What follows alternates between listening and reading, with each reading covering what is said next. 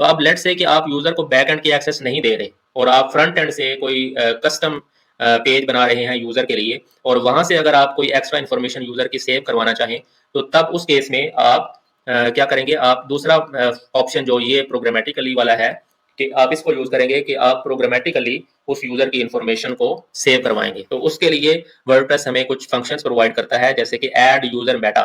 ठीक है, add user Meta के फंक्शन के जरिए हम कोई भी यूजर का जो मेटा की इंफॉर्मेशन है वो ऐड कर सकते हैं या सेव कर सकते हैं। उसमें सिंपली आप उसकी यूजर की आईडी बताएंगे, ठीक है, और उसी तरह आप उसकी की बताएंगे, ठीक है, और उसकी वैल्यू बताएंगे जिसको आपने सेव करना है।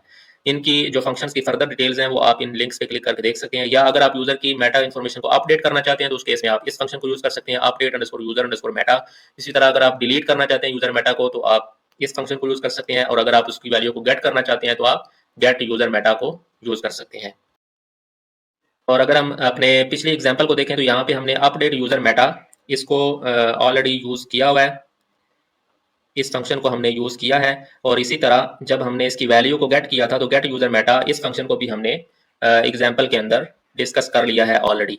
तो अपडेट यूजर मेटा और गेट यूजर मेटा ये दो फंक्शंस हम ऑलरेडी डिस्कस कर चुके हैं, और जो रिमेनिंग है दो user add user Meta data और डिलीट यूजर मेटा, इन दो फंक्शंस को हम एग्जाम्पल के थ्रू प्रैक्टिकली करके देखेंगे। तो जैसे ऐड यूजर मेटा है, तो इस फंक्शन के अंदर हमने क्या करना होता है कि सिंपली एक तो यूजर आईडी प्रोवाइड करनी होती है कि आपने किस यूजर का मेटा इन्फॉर्मेशन ऐड करनी है, दूसरा आपने मेटा की प्रोवाइड करनी होती है, फिर थर्ड पैरामीटर आपने उसकी मेटा की वैल्यू बतानी होती है कि आपने उसके अगेंस्ट क्या चीज सेव करवानी है, फिर फोर्थ पैरामीटर आप उसको बताते हैं कि क्या ये जो वैल्यू आप इसके अंदर सेव करवाना चाह रहे हैं वो यूनिक होनी चाहिए या उसकी वेरिएशंस भी आप उसके अंदर सेव करवा सकते हैं। तो डिफॉल्ट वैल्यू इसकी फॉल्स होती है। इसकी फर्दर डिटेल्स आप यहाँ पे देख सकते हैं। तो अब हम इस फंक्शन को प्रैक्टिकली इम्प्लीमेंट करके देखते हैं। तो अब उसी तरह हम अपने डैशबोर्ड पेज पे जाएंगे और डैशबोर्ड पेज पे हम इसकी टेस्टिंग करेंगे।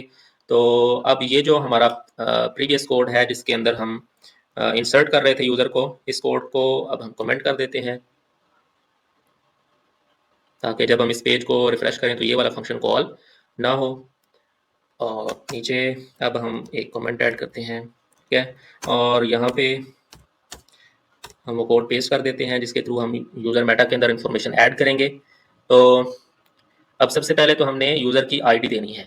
तो लेट्स से कि हम यूज़र की आईडी देते हैं 1 जो कि एडमिन की आईडी है। हम एडमिन के मेटा के अंदर सेव करना चाहते हैं कुछ इन्फॉर्मेशन, और मेटा की है let's say test underscore user underscore meta, ठीक है, और इसकी वैल्यू है हेलो वर्ल्ड। और इसको हम अगर कोई फोर्थ पैरामीटर पास नहीं करेंगे तो बाय डिफॉल्ट ये फॉल्स होता है। इसको हम लेट्स से ट्रू दे देते हैं, मीन्स कि इसको हम यूनिक रखना चाहते हैं, ठीक है। और फिर ये जो फंक्शन है ये आपको रिटर्न क्या करता है, हम इसका जो रिस्पॉन्स है उसको एक वेरिएबल के अंदर सेव कर लेते हैं, dollar response is equals to this. और फिर यहाँ पे हम चेक लगा सकते हैं इफ डॉलर रिस्पॉन्स। अब अगर तो या तो हमें फॉल्स रिटर्न होना है या आईडी रिटर्न होनी है। तो लेट्स से कि हम फॉल्स को कंसिडर करते हैं। फॉल्स कब आएगा, जब यहाँ पे कोई इशू आएगा, कोई ये सक्सेसफुली अगर ऐड नहीं होता तो उस केस में फॉल्स आएगा। फॉल्स को अगर हम नॉट लगाएं, ठीक है, तो अब ये ट्रू हो गया, ये वाली कंडीशन चलेगी, ठीक है। तो इट मीन्स के user Meta successfully update add नहीं हुआ, ठीक है, तब आपको रिस्पॉन्स में फॉल्स मिलेगा, और फॉल्स को हमने उल्ट कर दिया, मीन्स इसको ट्रू करवा दिया। तो अब इस केस में हम एको करवा देते हैं, echo the user meta is not added, ठीक है। उसमें कुछ एरर आ सकता है, या वो वैल्यू जो आप सेंड कर रहे हैं वो सेम हो सकती है जो ऑलरेडी एग्जिस्ट करती है, ठीक है।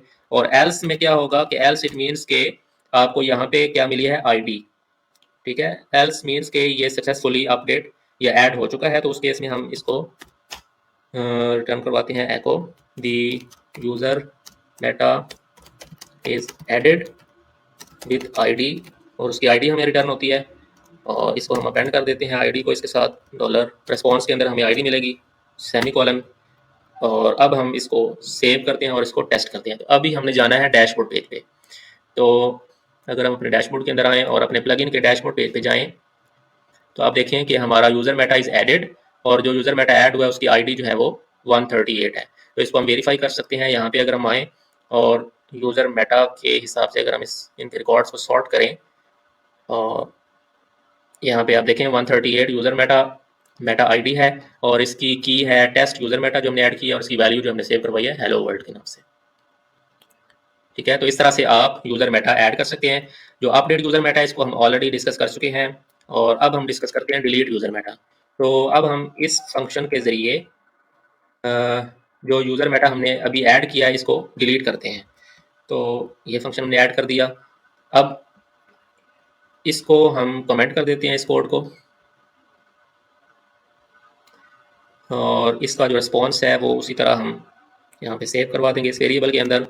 और यहाँ पे इस मेटा को डिलीट करने के लिए सबसे पहले हमें आईडी प्रोवाइड करना पड़ेगी, किस यूज़र के मेटा को आप डिलीट करना चाहते हैं, फिर किस की को आप डिलीट करना चाहते हैं। तो ये हमने इसकी की दी थी जिसको हम डिलीट करना चाहते हैं, वो हम इसको दे देते हैं। फिर नेक्स्ट उसकी वैल्यू क्या थी जिसको आप डिलीट करवाना चाहते हैं। तो अगर तो आप यहाँ पे वैल्यू देंगे तो इस की के अगेंस्ट सिर्फ वही मेटा डिलीट होगा जिसकी वैल्यू ये होगी जो हम यहाँ पे प्रोवाइड कर रहे हैं।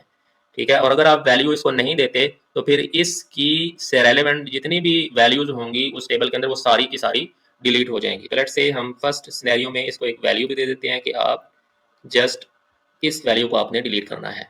तो यहाँ पे इसके अंदर हमें या तो ट्रू मिलेगा या फॉल्स।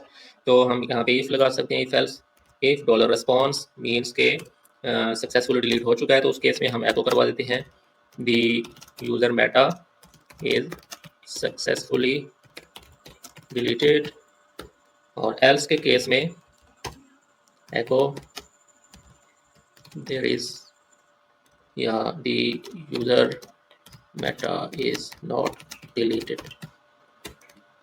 ठीक है, तो यहाँ पे भी हमें सेमीकोलन ऐड करना है। और अब अगर हम इसको सेव करें कंट्रोल एस और अपने डैशबोर्ड पेज को अगर हम रिफ्रेश करें तो देखिए हमें मैसेज रिसीव हो गया the user meta is successfully deleted. और अगर हम इसको रिफ्रेश करें तो हमारा जो मेटा है वो डिलीट हो चुका है। तो इस तरह से आप यूज़र मेटा को डिलीट कर सकते हैं।